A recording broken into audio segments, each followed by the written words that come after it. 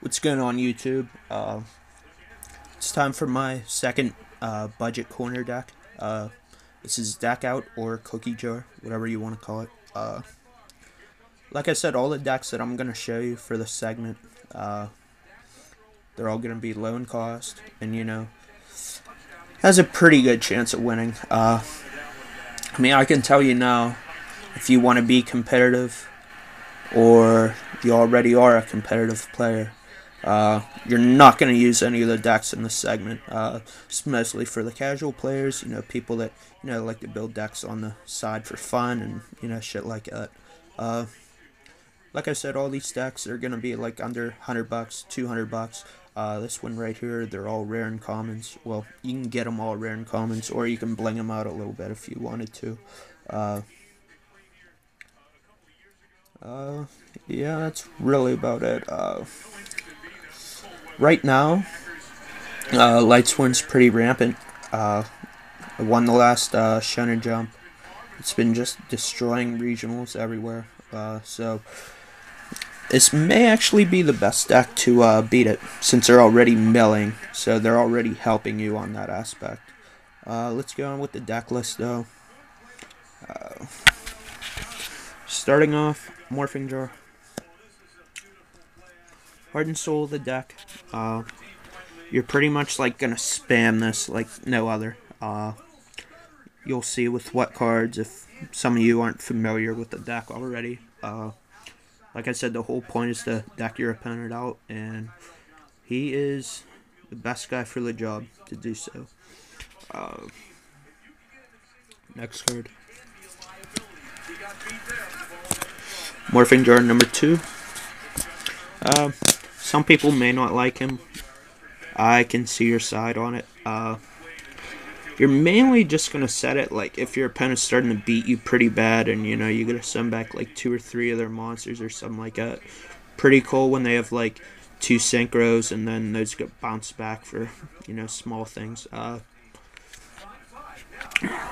If you bring this out, other than that, it can kind of like kill you, because you too can deck out if you don't do everything right. So that's something you guys got to keep in mind.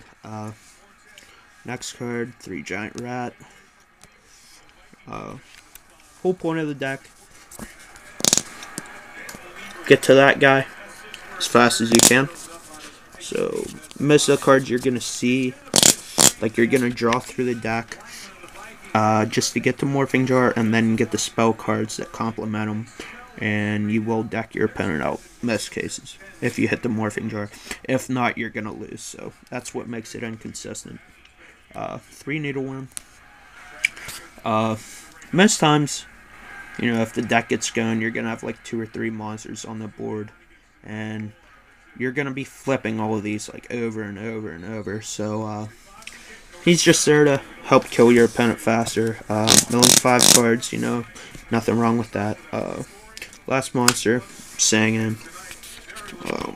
There to grab Morphing Jar mainly, but if you already got Morphing Jar, grab whatever else. All these monsters, searchable by Sangin, so why not use them? Onto the spells. Let me get these out of the way. 3 Book of Eclipse.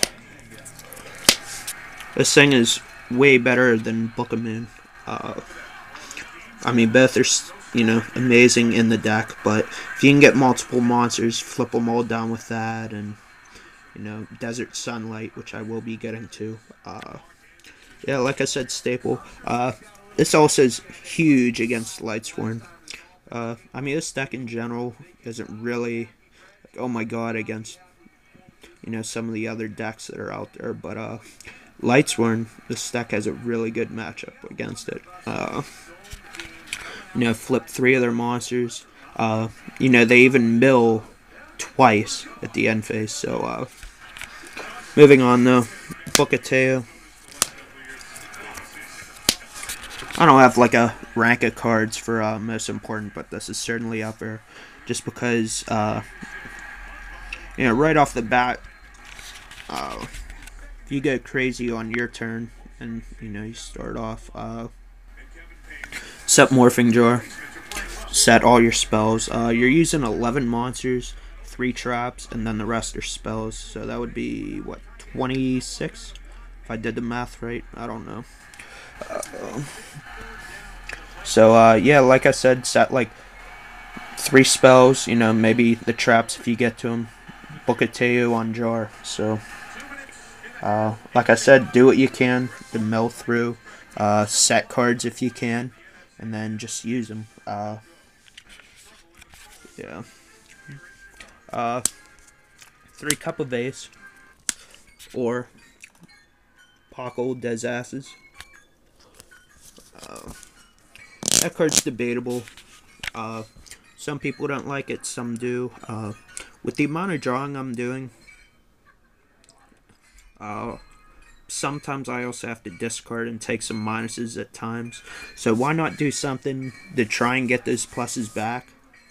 Or, you know, if you miss, you know, your opponent has 2 less cards in their deck. So I don't really see that as a bad thing. Yeah, that's really it for that.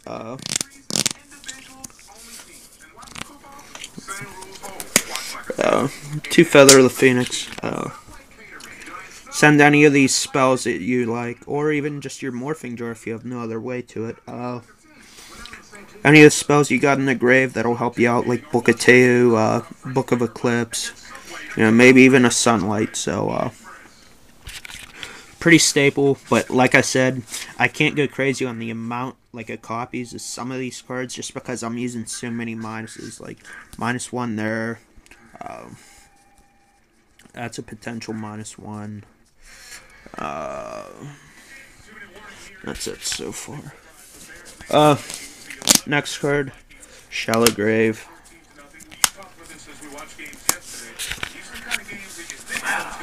Pretty good card. Once you get the deck going, you're gonna have monsters in the grave. So, you know, why not have a morphing jar and a needleworm? You know, you'll deck out your opponent faster. Some people may not like it because, oh yeah, your opponent's getting a monster. But see, that does not matter. You know, they can have all the monsters in the world and it's not going to matter. Because if you get this deck going, they've no shot at winning, pretty much. 3-hand destruction. Like I said, you want to thin down your deck, get the morphing jar, or pretty much just anything in general.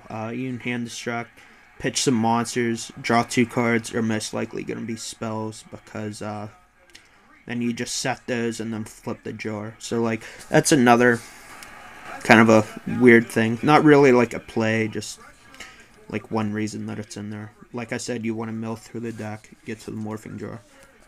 Next. 3 Upstart Goblin. The life gain does not matter. You shouldn't even care about your own life. Like I said, like, if you don't get to the morphing jar, you're gonna lose. So, you know, if your opponent starts to get a big board, you know, there's pretty much nothing you can do at that point if you don't have the jar. Card destruction. Key card. You know, just amazing to set, flip jar, play card D. You know, pretty self-explanatory. Book of Moon. Like I said, to abuse morphing jar as much as you can. Your main play, anyways, is to get Eclipse and like some other monsters. But you know, Book of Moon is good too. Still does the job. Stone, grab a key spell that you may need. You know, if you got a Book of Eclipse in your hand, grab Book of Teo. You know, pitch some of those monsters, and that sets up your Shallow Grave plays. Last spell, Serial Spell. That's in there for card destruction. If your opponent has 6 cards in hand, you know, card destruction, chain Serial Spell, there's 12 cards. So that's a fourth of your opponent's deck that's gone. The last card, which I run 3 of, Desert Sunlight. If you can't kill your opponent on your own turn, which, I mean, happens most of the time because you really got a sack to do that. You just set some Sunlights, Book of Moons, and Eclipses and beat them on your opponent's turn. So, yeah, that's all I have for this segment. Rate, subscribe. If you have any decks that you want me to profile, send me a message. Yeah, that's really about it, guys. Hope you enjoyed. Peace.